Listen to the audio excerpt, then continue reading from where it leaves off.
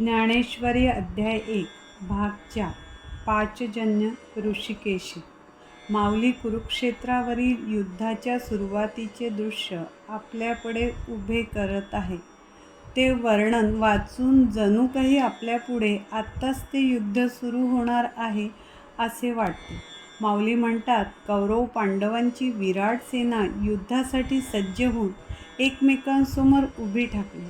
युद्धाला सुरुवात करण्यासाठी सर्वांचे बहुस पुरू लागले। अशातच भीष्मांनी सिंहासारखी गर्जना केली। ती गर्जना दोन्ही सैन्यात विलक्षण दुमदुमत राहिली।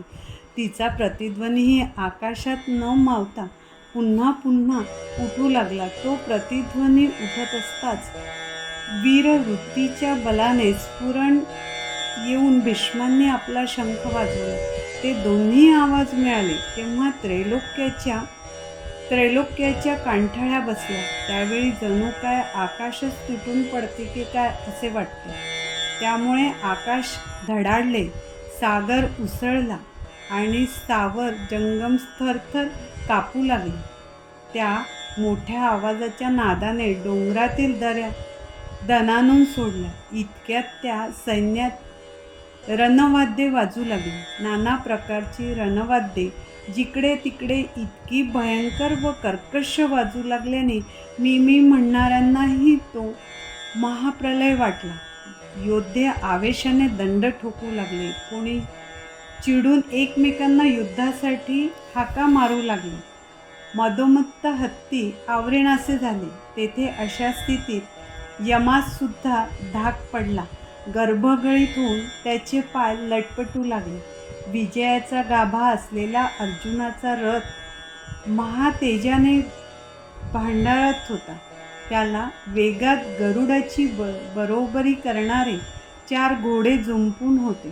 त्याच्या तेजाने सर्व दिशा भरून गेल्या होत्या। जणू दिव्य असे पंख असलेला मेरू पर्वतच स्थावर झालेल्या निशाणांच्या खांबावर शंकराचा अवतार असलेले मारुतीराय होते व सारंगधर श्रीकृष्ण अर्जुनाच्या रथाचा सारथी होते। पहा, त्या प्रभूचे नवल, त्यांच्या भक्ताविषयीचे प्रेम विलक्षण आहे। त्या प्रेमापोटी ते सर्व शक्तिमान परमेश्वर अर्जुनाच्या सारथ्याचे काम करत होता। आपल्या दासाला पाठीशी घालून तो स्वतः पुढे उभा राहिला। लढाईत भाग घेणार नाही म्हणणारा श्रीकृष्ण पांडवांकडून शंख वाजवणाऱ्यात मात्र पहिला होता। त्याने शंखनाद करून आपल्या प्रिय भक्ताची बाजू घेऊन मी त्याच्या पाठीशी आहे असे उघड जाहीर केले। इकडे शुभ्र घोड्यांच्या मोठ्या भव्यस्तातुनी माधवीय अर्जुने दिव्य फुंकिले शंख आपुले।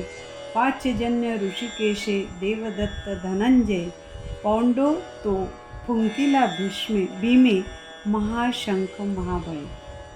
श्लोकाच्या विवरणात माऊली म्हणतात, पांडवांच्याकडून सर्वप्रथम श्रीकृष्णाने पाचजन्य नावाचा शंख सहज रीतीने वाजवला। त्याचा तो भयंकर आवाज गंभीरपणे घुमत राहिला। ज्याप्रमाणे उगवलेला सूर्य नक्षत्रांना लोपवून टाकतो, त्याप्रमाणे कौरवांच्या सैन्यात जिकडे तिकडे दुमदुमणारा वाद्यांचा कल्लोळ कृष्णाच्या शंखाच्या महानादाने कोणीकडे लोपला ते काही कळेना। नंतर अर्जुनाने अतिगंभीर आवाजात आपला देवदत्त नावाचा शंख वाजवला।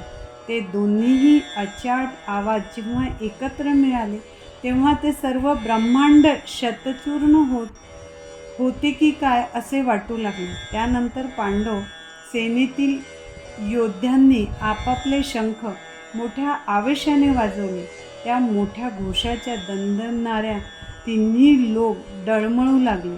मेरू व मंदार पर्वत मागे पुढे झोके खाऊ लागले व समुद्राच्या लाटा कैलासापर्यंत उसळल्या। ज्यावेळी कृष्णादिकांनी आपले दिव्य शंख वाजवले त्यावेळी युगात होण्याची वेळ आली होती। तो घोष तर शांत झाला, पण त्याच्या प्रतिध्वनी जो शिल्लक राहिला होता त्यामुळे सर्व कौरवांच्या सैन्याची दाणादाण उडाली। हत्तीच्या कळपाची सिंहलीलेनेच जशी फाकाफाक करतो तशी कौरवांची अंतःकरणे त्या प्रतिध्वनीने भेदून टाकली. त्यातले त्यात ते एकमेकांना अरे सावध रे सावध म्हणू लागले. त्या सैन्यात पराक्रमाने व मोठेपणाने जे शूर महारथी होते त्यांनी पुन्हा सैन्याला आवरले. सैन्य सावरल्यानंतर प्रलयकाली मेघ ज्याप्रमाणे अनिवार वर्षाव करतात त्याप्रमाणे धनुष्य धारण करणारे योद्धे बाणांचा एकसारखा वर्षाव करू लागले. ते पाहून धनुर्विद्येचा प्रेमी अवतरलेल्या अर्जुनाला लढण्याचा उत्साह वाटू लागला.